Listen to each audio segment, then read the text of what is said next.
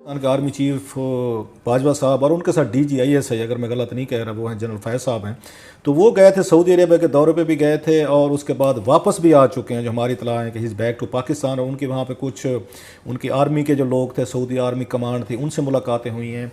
और उसमें साथ साथ जो अहम मुलाकात उनकी हुई है, खालिद साहब जो हैं इनके प्रिंस जो हैं मोहम्मद बिन सलमान जो हैं क्राउन प्रिंस हैं, तो उनके जो भाई हैं ये खालिद साहब, उनसे मुलाकात हुई है।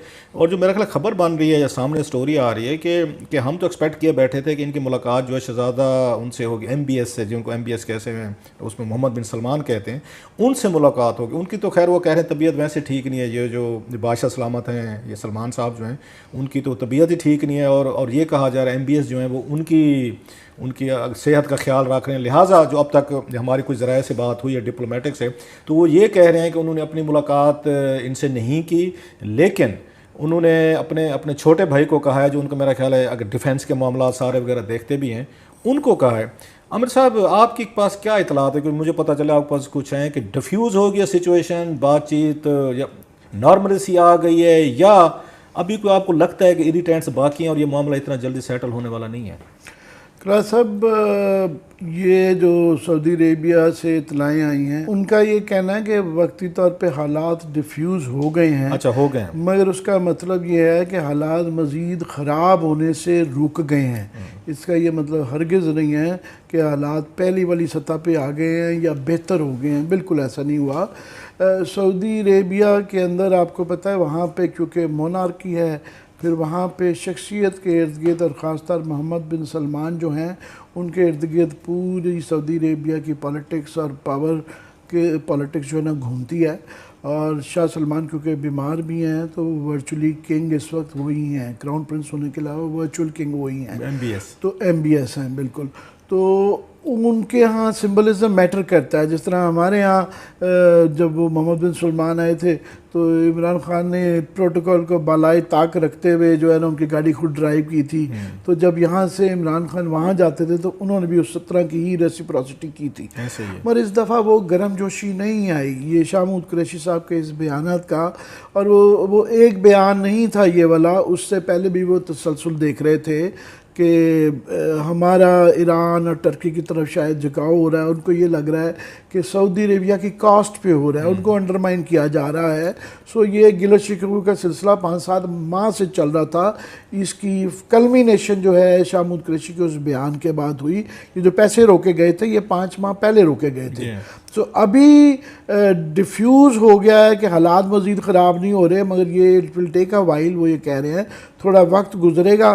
जो है 2 चीज़ें वहाँ पे नहीं हुई जो आपने भी जिक्र किया है कि ठीक है, शाह सलमान बीमार हैं और मोहम्मद बिन सुल्तान उनको अटेंड कर रहे थे और वीडियो कॉन्फ्रेंसिंग पे बात ज़रूर हुई है, या वो देख रहे थे। ये बताया जा रहा है कि उन्होंने इस सारे मामलात को देखा।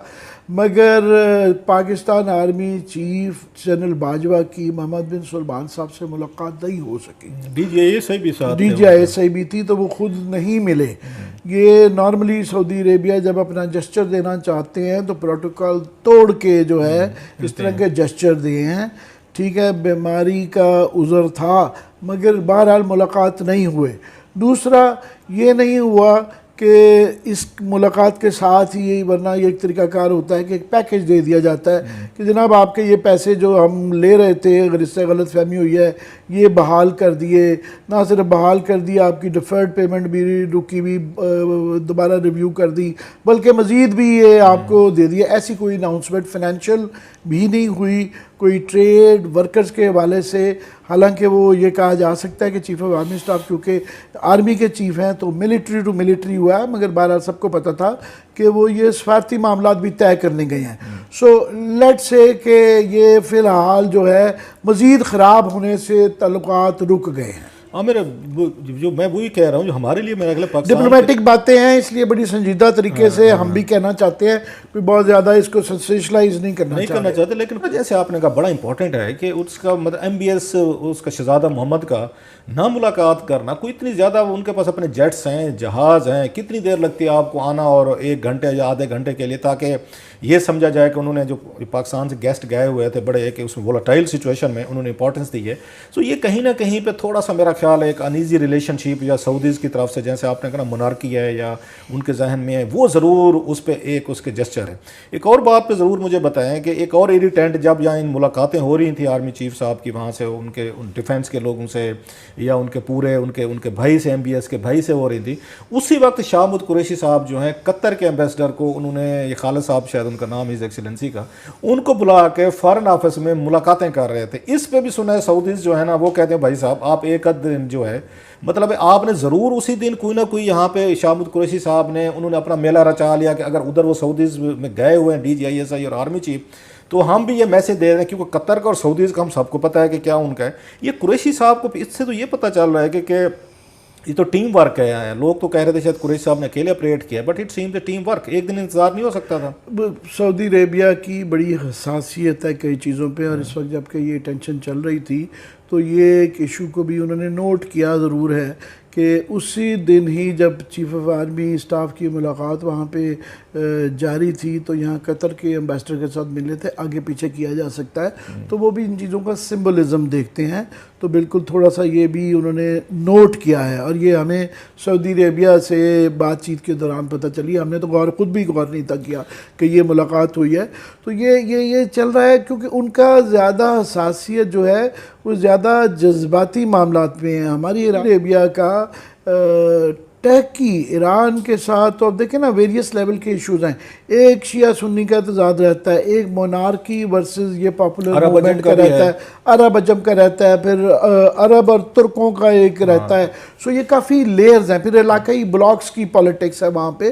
तो ये बड़ी कॉम्प्लेक्स सिचुएशन है। तो उस कॉम्प्लेक्स सिचुएशन में होता ये है कि आप बहुत ज़्यादा मुहतात रहते हैं अनटिल एंडलेस कि आप वो मैसेज देना चाहते हो। दूसरा अगर देना चाहते हो तो फिर आपकी जो है सख्त होनी चाहिए उसको इकोनॉमिकली ख़ास तौर पे सस्टेन करने की। हमारी जो कि नहीं है, हम बड़ी प्रिकेरियस सिचुएशन में हैं। हमारा अभी भी डायर स्टेट से जो कहते हैं ना, अभी नहीं निकले इकोनॉमिकली। हम अभी भी उनके सऊदी रेमिटेंसेस पे, सऊदी लोन पे, सऊदी डिफर पेमेंट के ऊपर डिपेंडेंट हैं। जब निकल जाएंगे तो फिर ठीक है, आप फिर ज़्यादा इंडिपेंडेंट वो करें, मगर फ़िलहाल इस तरह के बयानात से ग्रेज करना चाहिए। और ख़ास तौर पे सऊदी अरेबिया का अभी टर्की के साथ जो है ना ईरान से भी ज़्यादा हसासियत हो गई है, क्योंकि वो जो पॉपुलर लाइन जब लेते हैं और उनका कतर का, ईरान का, तो वो अपने आप को जो है अर्दगान के साथ जो है ना उनका एक स्पेशल एक किस्म का क्लैश चल रहा है। पर्सनालिटी क्लैश भी है, एक मुल्की और इलाकाई क्लैश तो है ही है, वो थोड़ा सा पर्सनालिटी क्लैश भी मोहम्मद बिन सुल्तान और तैयब अर्दगान में मौजूद है। हाँ, ये पर्सनैलिटी क्लैश वाली आपने बड़ी अहम बात की। इस पे बात करेंगे कि कुछ और भी क्लैशेज हैं पर्सनैलिटी के। अमर जो बातचीत हो रही थी कुछ वो ज़राए से, तो उनसे जब ये पूछा गया कि अब क्या हुआ है, वट मतलब क्या सऊदीज़ की क्या डिमांड्स थी और पाकिस्तान की क्या थी, असल ख़बर भी ज़रा उनके साथ शेयर करते जाएँ।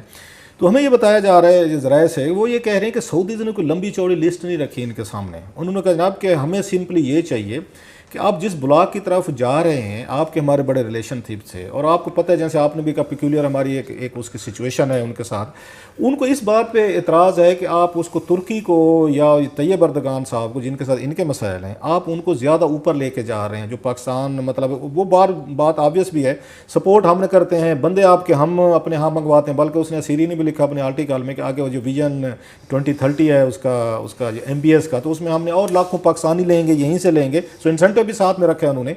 सो उनको ये है कि हमें आपसे कोई और बहुत बड़ी बिग फेवर नहीं चाहिए। हम ये रखते हैं कि जो इससे पहले है लास्ट ईयर, मैं फिर क्लियर कर दूं, ये सारा मामला ख़राब होना शुरू हुआ अक्टूबर से। लास्ट ईयर जब ये प्राइम मिनिस्टर ऑफ पाकिस्तान ने वहाँ पे जाके UN में स्पीच की और तैयब अर्दगान साहब को उन्होंने बहुत बड़ा वो किया, उनके साथ तस्वीरें हैं, सारी चीज़ें।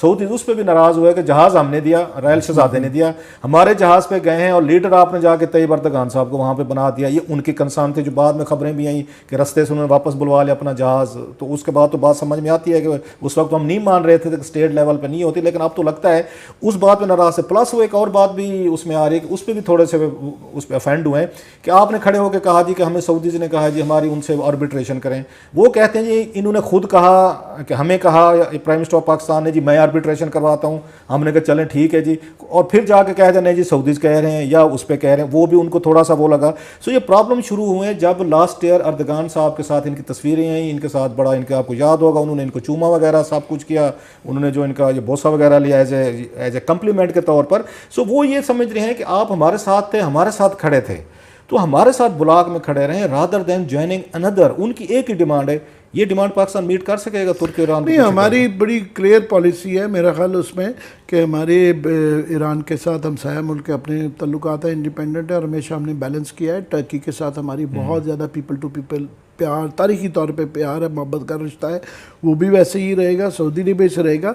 सिर्फ ये होता है कि इस तरह के बयान से जब आप लगे कि एक की तरफ टिल्ट ज़्यादा कर रहे हैं at the cost of the another, तो फिर होता है। सऊदी अरब की जो हसासियत है उसके पीछे एक वजह ये भी है कि इस्लामिक दुनिया की लीडरशिप की हमेशा एक चकलश रहती है, और किंग फैसल के ज़माने से वो, और क्योंकि हरमैन शरीफैन के वो वारिस भी हैं, तो वो समझते हैं कि उनका एक ख़ास मर्तबा है।